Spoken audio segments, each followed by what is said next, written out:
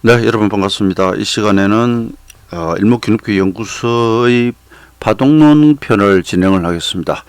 원래 그 일목연구소 강의는 조금 뒤로 많이 미뤄졌는데요.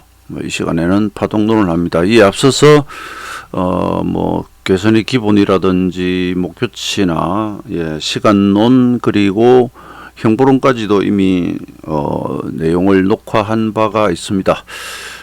그림이 갑자기 좀 어둡게 나와서 좀 그런데요. 이게 그 일목균형표 원전 책의 청표지입니다. 청표지. 이렇게 딱딱한 이 하드 케이스 안에 들어있고요. 이 책의 그러니까 표지도 하드 커버라고 합니까? 좀 딱딱한, 그리고 이게 보면 직물로 된, 잘 보이실지 모르겠는데 그렇게 되어 있습니다. 그렇게 되어 있고요. 이건 원전의 모습입니다. 이건 1, 2, 3, 4, 5권까지 하고, 여기 1에서 4권은 이제 우리나라에서 한글로 번역된 모습이고요. 그 일목산인 모습입니다. 이 일목균형표 연구소는 이 사사키 히데노부라고 하는 사람이 있었고요.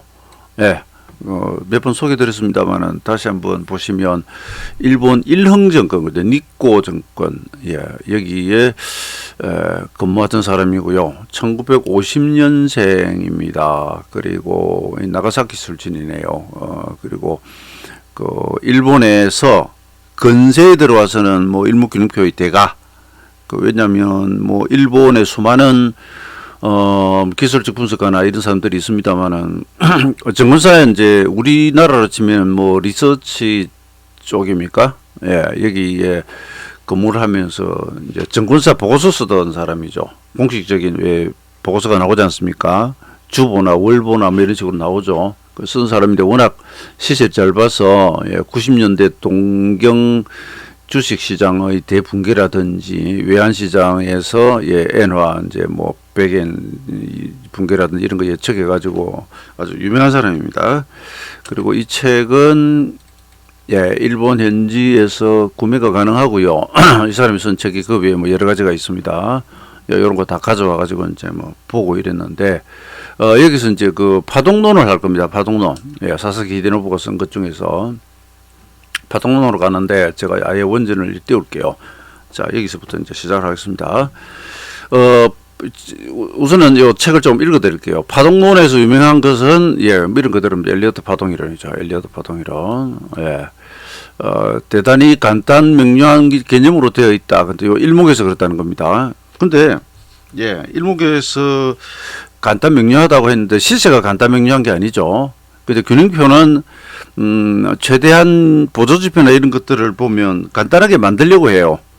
저 여러 번 말씀드렸듯이 균형표가 만들어지던 시기가 1932년부터 36년이란 말입니다. 이 마우스가 좀 이상하네요. 32년에서 1936년, 35년에 거의 완성 봤으니까 이런 시기거든요. 그러니까 이때는 뭐 모든 것을 수작업할 때 아닙니까? 그래서 너무 복잡하고 이런 건 취하지 않으려고 하는 그런 경향이 있습니다. 제가 엘리어트 파동, 일목균형표를 만나기 전에 엘리어트 파동이론을 아주 심취했었거든요. 그래서 뭐 시장을 뭐 그걸로 많이도 분석하고, 그다음 PC통신에 글을 뭐 거의 매일같이 기고하면서 파동이론도 많이 쓰고 했었는데 일목을 만나니까 이거 너무 간단한 거예요. 좀 황당했어요, 처음에는. 이게 뭐냐. 우리가 생각하는 파동은 사실 실제로는 시세가 복잡하지 않습니까? 그죠? 엘리어트 파동 이론도 보면 굉장히 복잡합니다. 뭐, 이렇게 알고 있는 1, 2, 3, 4, 5, ABC에 이어서 조정파동, 그 다음에 X파동이 연결이 되고요. 확장 일어나고요. 난리도 아닙니다. 근데 일목산인은 접근 자체를 그냥 이렇게, 기본으로 합니다. 그래서 여기 보면, IVN 세계 파동 그랬습니다. IVN. 그래서 이건 제가 뭐 책에 의존하지 않고 이 영문에 이제 I, V 그리고 N 그랬습니다. 그러니까 시세가 이제 오르고 내리고 오른다. 통상 이렇게 가잖아요. 내리고 반등했다가 다시 내린다. 그래서 이게 이제 상승 N이고 이게 하락 N인데 이 안에 뜯어보면 이 1, 2, 3으로 했을 때 1에서 여기를 일로 해야 되는데 제로를 할게요. 여기서 1까지 올라가는 자체가 하나의 마디잖아요. 그죠? 그냥 하나의 마디인 거예요. 한 번 오르고 한번 내리고 각각을 그냥 한 파동, 예, 1파동 혹은 그냥 I 파동 이렇게 부르는 겁니다. 그 다음에 한번 오르고 내리잖아요. 그럼 두 개의 파동이죠. 그럼 2파동, 두 개의 파동입니다. 1, 2, 3, 4가 아니라 두 개의 파동, 예, 2파동. 그 다음에 예, 이렇게는 상승 V가 되고요. 이렇게는 하락 V가 되죠. 그 다음에 N자. 여기서 이제 상승 N, 하락 N. 세 개를 붙이면 이렇게 됩니다. 그리고 여기 이제 나오겠습니다만 그거 이제 N자가 계속 예, 누적된다고 보는 거죠. 뭐 9파동을 가든 5파동을 가든 몇 파동을 빠지든 기본 이 3파동을 기본 3파동, 예, 기본 3파동이라고 합니다. 그러니까 나머지는 파동이 몇 개를 가건 그 N의 그냥 예, 추가죠. 한 번, 두 번, 세 번, 네 번 이런 식으로 자꾸 내려가는 거죠. 그거 그냥 반복으로 보는 거죠. 일목에서는. 그러니까 파동을 말이죠. 이런 식으로 해서 이제 수많은 모양이 나오지 않겠습니까? 그래서 제가 주로 예를 들기를 레고 블록이 테트리스처럼 사실 가장 기본형은 그 테트리스로 가면 가장 기본형은 그냥 이런 거잖아요. 그렇지 않습니까? 테트리스도 수많은 무슨 그 테마에 따라 가지고 뭐 다양한 이런 블록이 있지만 원래 그 아주 그 연령이 낮은 아이들이 가지고 노는 건 그냥 가장 기본 이거죠, 그죠? 그 이걸 그냥 조립해 가지고 각종 모양을 만들어 나가잖아요. 그죠? 이해되시죠, 그죠? 가장 기초로 돌아가면 그냥 이런 거예요. 우리 뭐 영문으로 치면 그냥 알파벳이고요. 한글에서도 뭐 기역, 니은 이렇게 나가버려. 가장 기본이잖아요. 이것이 예, 글자를 이루고 문장을 이루고 문단을 이루고 그죠? 그런 거죠. 그러니까 교육교에서는 이렇게 한 겁니다. 근데 이것만 가지고는 그래서 뭔데라고 하는 부분에서는 아직 답을 제시를 못 합니다. 그냥 우선 시제를 가장 기본 이 조합으로 나눠버렸다. 압축했다, 단순화시켰다. 이렇게 생각하시면 되고요. 그 다음에 이제 여기서 이제 파동론 진행이 되면 그게 가격론 같은 거하고 거의 겹쳐요. 그러니까 가격론 규제를 계산할 때 균형표에서는 그리고 시간론도 그렇지만 파동을 기본으로 해가지고 그려나가거든요. 그럼 그 계산의 가장 기초가 되는 단위가 되는 거죠. 예, 사람이 걸어간다면 보폭이 있고, 그죠? 그래서 몇 걸음을 여기를 가고, 그 다음에 몇 걸음을 이렇게 가고, 그때 하나의 보폭과 한 번 움직인 거리와, 예, 이런 기본으로 보시면 됩니다. 자, 이 부분 설명이 길었는데, 내용이 굉장히 단순하고, 근데 이마저도 일목산 인책의 저 뒤로 가보려면, 파동론은 상당히 어렵다라고 본인도 스스로 자인을 합니다. 여러분. 파동론 자인을 해요. 그래서 첫 부분이니까 조금 더 비유를 하자면 제가 이걸 자주 드립니다. 풍수 지리학, 풍수 있죠. 풍수. 반풍수 집안 망한다는 말이 있죠. 풍수도 보면 뭐 저는 이쪽으로 전혀 책을 본 적은 없어서 모르겠지만 여러분 멀핏 듣기에 뭐 좌측령 우백호, 북주작, 북현무 남주작 이런 식으로 그죠? 오방색, 오방 이런 얘기를 하죠. 그죠? 그리고 안산이 어떻고 배산 임수가 어떻고 이런 이야기들은 좀 우리가 들어봤잖아요. 그럼 예를 들어서 이런 거죠. 풍수에 관한 책을 읽었어요. 현장에 가봐. 그럼 현장에 그 산이나 뭐 앞에 흘러가는 물이나 뒤에 산이나 앞에 산들이 이 풍수 지락이 나와 있는 것처럼 딱 그렇게 자리를 잡고 어서 오세요 하고 있습니까? 아니잖아요. 그죠? 여기 가서 보고 산들의 각종 모양을 보면서 이건 이러면 이게 좌측용 우백호에 뭐 남주작의 북현무 그래서 뭐 어떻고 본인이 이제 읽어내야 되거든요. 그죠? 근데 여기서 이제 산들의 모양을 누가 와서 어떻게 읽느냐에 따라 가지고 좀 모양이 달라질 수 있잖아요. 모양이 다른 게 아니라 판단을 다르게 할 수 있잖아요. 그죠? 그래서 반풍수는 흉지인데 길지를 잃는다든지 이렇게 돼버리는 거죠. 하늘에 구름도 뭉실뭉실 떠 있는데 이게 무슨 모양 같긴 한데 어떤 사람은 이걸 토끼 같다고 하고요. 어떤 사람은 아닌데 돼지 같는데? 뭐 이렇게 다양한 의견이 나올 수 있잖아요. 그죠? 보는 시각에 따라 달라진단 말입니다. 시세는 파동의 형태는 물론 딱 모양을 갖추고 있는데 그것을 이제 어떻게 읽느냐 하는 부분이 있고요. 그 다음에 또 한 가지는 파동이라고 하는 게 그죠? 엘리어트를 예를 들면 이렇게 큰 파동이 가면 그 안에 세부 파동이 또 가고요. 자꾸 나누면 이 안에도 파동이 있잖아요. 그래서 기본이 이렇게 딱 3단계까지 날아가면 이게 100만 4개인가 그래요. 그럼 진행되는 동안에 현재 여기서 파동되는 이것은 예를 들어 이렇게 1에서 2, 3, 4로 가는데요. 이것은 지나고 보면은 2번 하락 중에서 A, B, C단 말입니다. 근데 이거 떨어지는 중에 잘못하면 이 전체를 2번 파동으로 볼 수가 있거든요. 그렇게 2번을 읽어버리면 이거 올라가는 순간 이제 3번 간다라고 했는데 아니잖아요. 반등 파동이잖아요. 그럼 이 그림 안에서는 이 반등 나올 때 마저 팔아야 되는 기회잖아요. 이게 엘리어트의 지그재그는 이 첫 하락 A 파동이 5개의 소파동으로 가거든요. 그래 반등 줬다가 다시 1, 2, 3, 4, 5로 또 떨어진단 말입니다.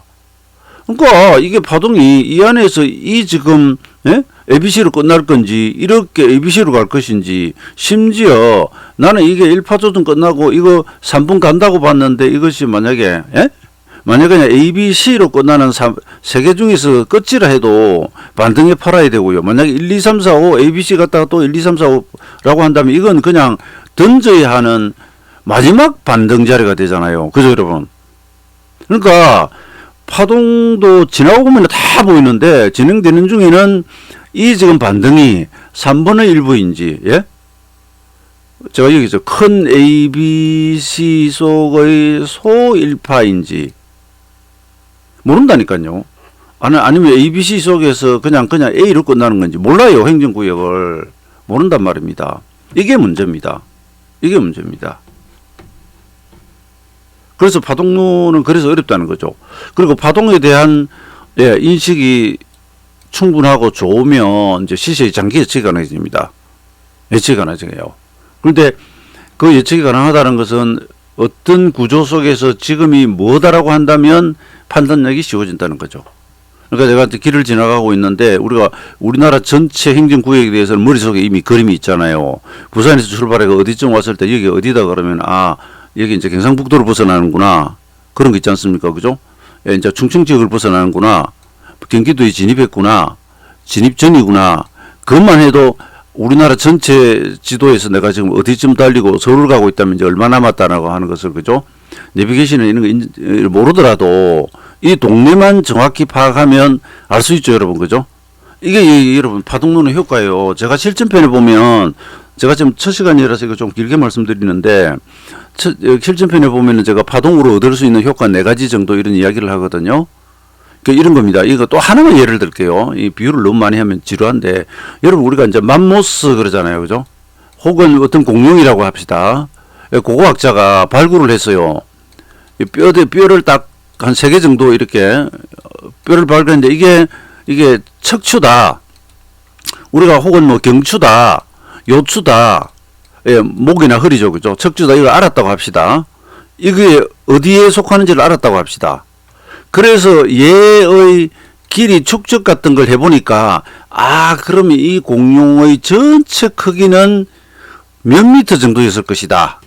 그죠? 혹은 무게가 몇 톤 정도 될 것이다 라고 하는 게 추정이 나와지죠. 부분을 보고 전체를 안다니까요. 그것을 알려면 사전에 지식이 있어야 되죠. 그죠 여러분? 그러니까 이것을 그냥 어떤 특정한 공룡이라고 합시다.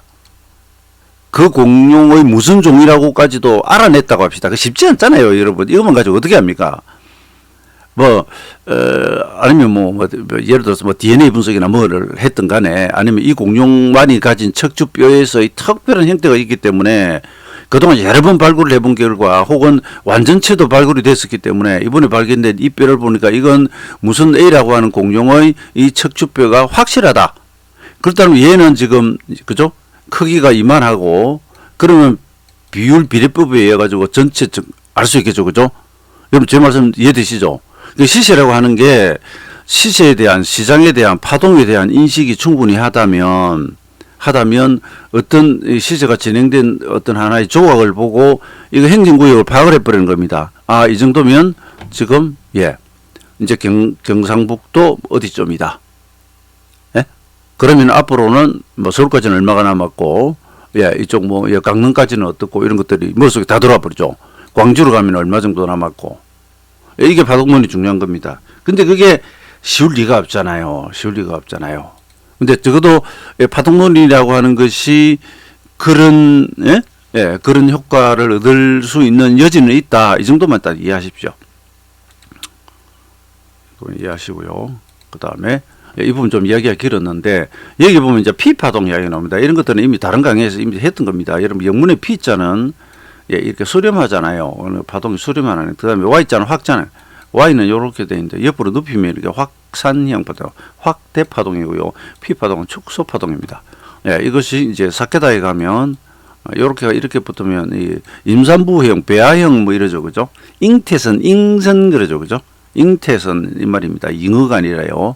네, 이것이고요. 그 다음에 이제 이렇게 예를 들어서 하락하던 중에 전부 덮어 씌우는 이런 파동이 나오면 장악형 그러죠, 그죠? 보자기 포선 이게 이제 Y형입니다. Y형. 예, 확산형 이런 것은 이제 파동의 정점에서 주로 발견이 되고 이 역시도 예, 마찬가지인데 그 이 Y파는 특히나 예, 추세의 끝자락에서 나오면 예, 효력이 크게 나타납니다. 기본 고점 순차적 상승 뭐 쭉 이랬는데 이건 그냥 이 모습을 설명한 것이고요. 그다음에 이건 뭐 별로 안 보셔도 되는데 굳이 설명을 하자면 이제 뭐 조금 전에 말씀드렸던 하락엔이나 이런 파동이 된 이야기입니다. 여기 A에서 B로 떨어지고요. C로 반등을 했다가 T가 B 아래로 내려오죠. 그럼 이 자체가 이제 하락엔입니다. 하락엔입니다. 그리고 반등을 했다가 또 이제 자꾸 내려오죠. 그죠? 근데 이 과정에서 보면 이건 이제 하락엔이죠. 전부 하락엔이죠. 전부 하락엔입니다. 그런데 여기 보면은 싹싹싹 돌아가죠. 그죠? 이는 상승엔입니다. 그리고 여기도 보면은 예, 여기도 보면 작지만 예. 여기 요렇게 돌아갑니다. 예.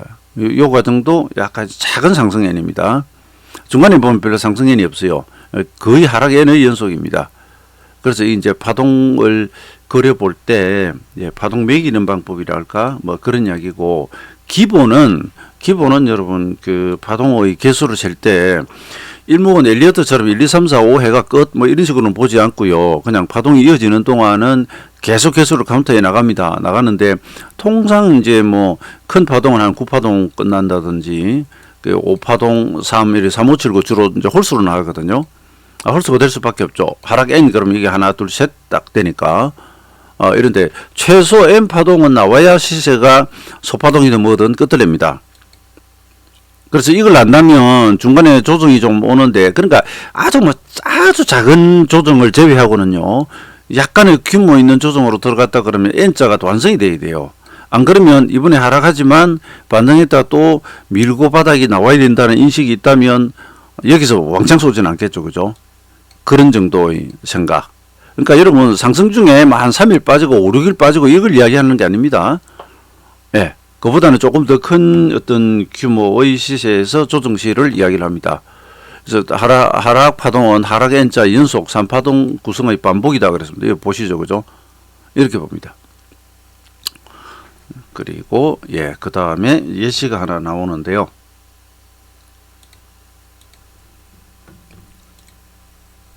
여기 보면 이제 Y 파동, 확대 파동을 예를 해가지고 예, 뭐 블랙 먼데이 때 이야기가 나옵니다. 1987년 일본의 이제 일경 평균 그림 이게 일경이 일본 경제신문 일본 니케이입니다. 니케이. 예, 1987년 우리나라 의미 있는 자리네요. 블랙 먼데이 때 보면 여기 여기서부터입니다. 요거는 이제 종가선으로 그린 거죠. 여기 보면은 접었다 가고, 요 조그맣게 접었다 가고, 여기서 좀 접고요. 좀 많이 접습니다. 여기서부터는 많이 접습니다. 중간에. 그런데 아무튼 여기 보면 자, 요거 형보론 강의할 때 제가 한정선 이야기 했죠. 그러니까 한정선은 음봉, 양봉이 연속 시작되는 지점에다 그리기도 하고요. 이렇게, 예, 파동이 시작되는 자리에 이렇게 그리기도 합니다. 그래서 이걸 보더라인이라고도 하는데 여기서는 파동이 경계선으로 지금 쓰고 있네요. 예, 여기 A 지점에서 B까지 올랐다가 잘 보세요. 그 다음 조정 때 C가 A 지점 아래로 내려와 버리죠. 내려옵니다. 그럼 이렇게 파동이 여러분 상승했잖아요. 이렇게 가잖아요. 그래서 우리가 추세를 파동으로 읽을 때 가장 일반적인 것은 상대적 저점의 상승, 최상, 최하 뭐 이런 식으로 표현되어 있습니다. 이렇게 올라가면 이건 무조건 상승엔이죠. 그죠? 그 다음에 이 저점을 일단 깨면 기존 추세 이탈인 겁니다. 요것만 가지고 추세 매매를 해도 돼요. 장중지수 매매하거나 이럴 때도 이런 거 많이 씁니다. 직전 저점 깨면 일단 벗어나는 방식. 이거는 파동에 의한 추세 읽기이고요. 근데 이런 경우가 있지 않습니까? 깼는데 또 뒤집어 올라가는 경우가 있죠. 그럼 헷갈립니다. 어라? 깨지면 되게 이렇게 떨어져야 되는데 이게 또 올라간다?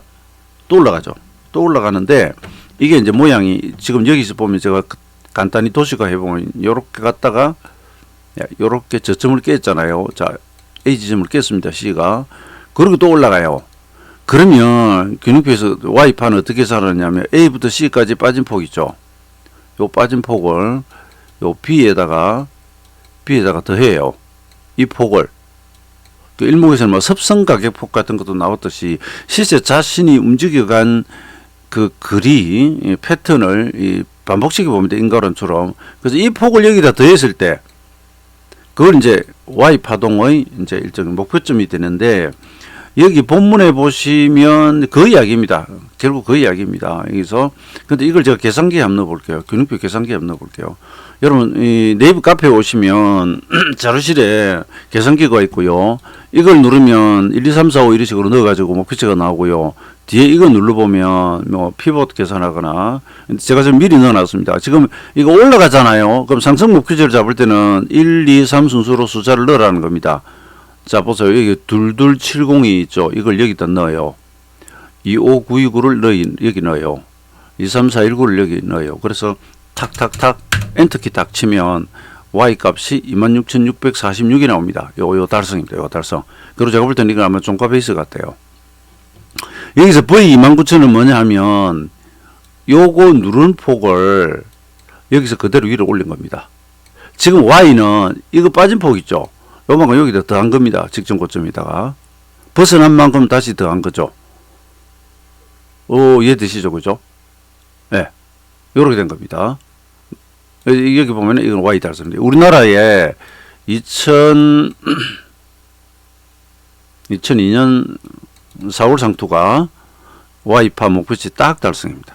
정확히 달성입니다. 여러분. 2001년 9.11 테러 이후에 이게 144일인가 올라갔거든요. 이제 2002년 4월 23일이죠. 제가 이런 걸 지난 시세를 전부 복귀를 하는데 저도 이제 나이를 먹으니까 기억이 좀 희미해집니다. 그래서 간혹 이 노트에다가 뭐 표현이나 이런 데 에러 나오면 이해하십시오. 네, 제가 간혹 좀 헷갈립니다. 자료를 찾아놓고 옆에 교환을 놓고 하는 게 아니고요. 적극적으로 하다 보니까 들어보면 실수가 나옵니다. 예.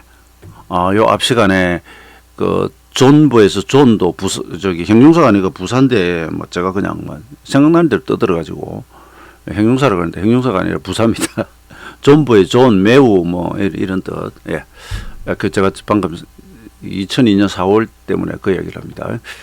자, 이 Y 목표치 달성입니다. 이래 확대 파동의 구성점 그랬습니다. 확대 파동의 구성점 이런 것들은 용어가 중요한 건 아니에요. 그냥 균형표에 이런 식의 고유 용어가 나옵니다. 자, 여기서 올라갔다가 이렇게 확산하면서 깨버렸어요. 여기서부터 문제예요. 이러고 바로 떨어져 버리면 그냥 Y로 상투입니다. 이 자체로 그냥 Y자형 상투고요. 근데 한 번 더 올라가잖아요. 여기서도 묘합니다. 만약에 미달하면 이 폭과 이 폭과 미달하면 이렇게 어떻게 될까요? 그건 N자예요. 그냥 N자 파동이 되는 겁니다. 이 상태에서는. 그런데 더 올라가잖아요. 야, 이거 그럼 다시 가는 거냐? 그랬는데 이 목표치를 26,646을 달성하고 떨어지잖아요. 그러니까 우리가 이러면 계산치를 계산하거나 네? 목표치를 계산하는 가장 큰 목표가 뭡니까? 목적이 뭡니까? 쉽게 말하면 상투를 찾기 위해서거든요. 이번에 올라가는데 목표치가 얼마다? 상투. 내려가는데 목표치가 얼마다? 그 바닥 찾기 안 해요. 근데 내가 계산해 놓고 알고 있는 자리 이후에 시세가 하락이 나온다. 특히나 여기 보세요. 그냥 떨어지죠. 여기 보면 엄청나게 그냥 쏟아져 내리죠. 폭포수죠. 그죠? 그러면 내가 이 계산을 가지고 있었다면 이걸 모르고 있는 상태에서는 다시 N자로 올라가니까 이 장 강하다. 또 간다. 예? 예, 또 간다. 막 먹자. 먹자판 이러려고 했는데 목표치 달성하더니 여기서 그냥 때린다? 그러면 어떻게 됩니까? 당연히 경계해야죠. 조심해야죠. 이해되시죠? 제 말씀이, 그죠?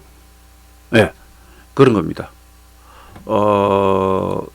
이 부분이 우리가 이제 아느냐 모르냐에 대응해서의 차이가 좀 있고, 심지어 이제 이런 자리에 무슨 변화일 같은 게 와 있었거나 주봉성의 변화마대가 있거나 이러면 더더욱 확신을 가지게 되죠. 증거가 모이잖아요.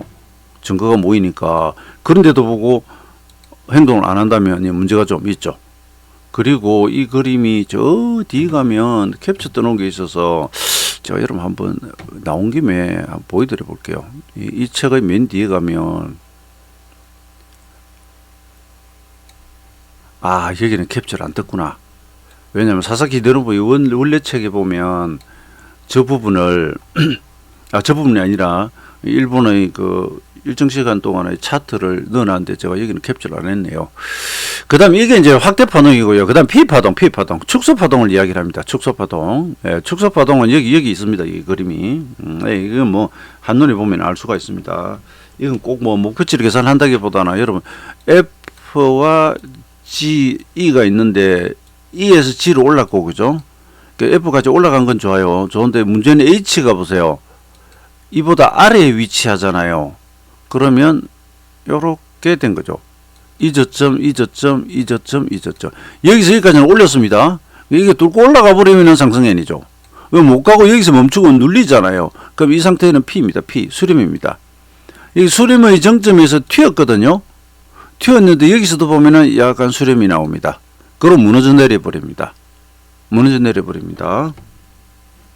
그겁니다. 이거는 뭐 복잡하게 생각할 거 없고요. P.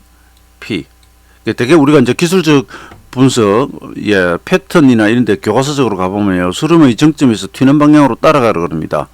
이 압축을 이렇게 하거나 아니면은 이렇게 압축을 하거나 이 정점에서, 그 다음에 쐐기형은, 상승 쐐기형은 이렇게 가죠. 그죠? 이렇게 떨어집니다. 되게. 하락 쐐기형은 이렇게 되다가 올라갑니다. 이거까지 설명하면 좀 시간이 많이 걸리니까 넘어가겠는데요. 이건 올라가다 점점 힘이 떨어지는 국면이고요. 이건 내리 누르다가 점점 힘이 떨어지면서 수렴하면서 이런 모양이 나옵니다. 이게 하락 쐐기형입니다. 그러면 매도 힘이 점점 떨어지면서 파동이 짧아졌기 때문에 매수세 들어오면 금방 튀어버립니다. 네, 이런 게 있습니다. 그 다음 페이지로 가겠습니다. 여기서부터는